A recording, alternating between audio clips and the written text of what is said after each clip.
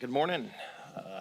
President Biden and Speaker Pelosi continue to show how out of touch and tone deaf they are by throwing a party yesterday at the White House to celebrate inflation at the exact same time that the market's crashing because of inflation that President Biden and Speaker Pelosi created.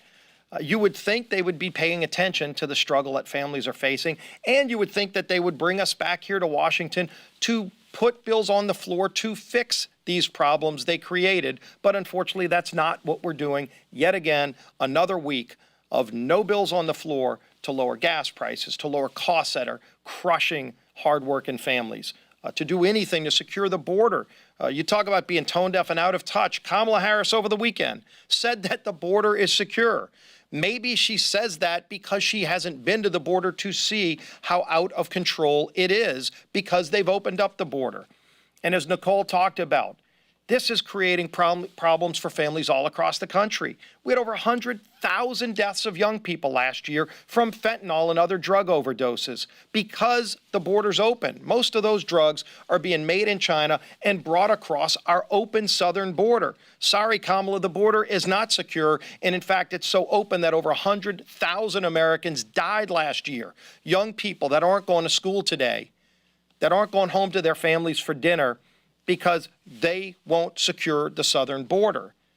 And so when you look at all of these problems, as I've gone around the country, not only throughout my district in South Louisiana, but so many other districts, over the last month, you hear the same pleas from families saying, we wish Washington was actually addressing these problems.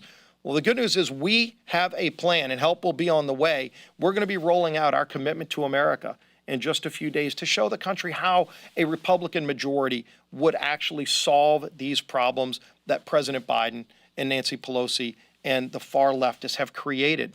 You know, just look at California. And as David Valadao talked about the problems they're dealing with, you had California just a few weeks ago pass a law banning oil and gas produced cars. You can't drive a car driven that's fueled by fossil fuels in California in a few years, because they want everybody to have to go to electric cars. And the same week, they actually came out, Gavin Newsom said, you can't plug your electric car into the house plug to charge it up because their grid is so unstable that they can't even charge electric cars. So they're going to make you use electric cars. They're going to ban gasoline-powered cars. At the same time, they're telling you you can't plug your car into your household electric socket because they don't have energy. Where do they think energy comes from? You're not plugging your car into a tree. You need some stable energy sources, and a lot of that would be fossil fuels, but they're against fossil fuels. Here in America, they're okay with getting it from Russia and other tyrannical dictators. And so we have a plan to solve these problems. We're going to continue pushing for them here. I wish we had bills on the floor to address those here. We've laid out to Speaker Pelosi what those bills are that would lower gas prices, that would provide a stable energy supply, that would lower inflation, that would secure our border. But they won't bring any of those bills to the House floor because they want to continue doubling down on their inflation-ridden policies, raising taxes, raising spending to the tune of hundreds of billions of dollars, hiring 87,000 IRS agents to go after lower-income people. And yes, the CBO confirmed it after they passed the bill.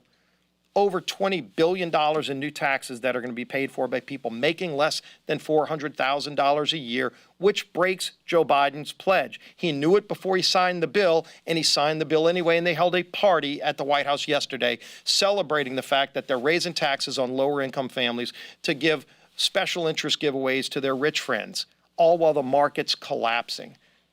That's how out of touch they are. Republicans have a plan to solve these problems, and we're going to continue pushing for them.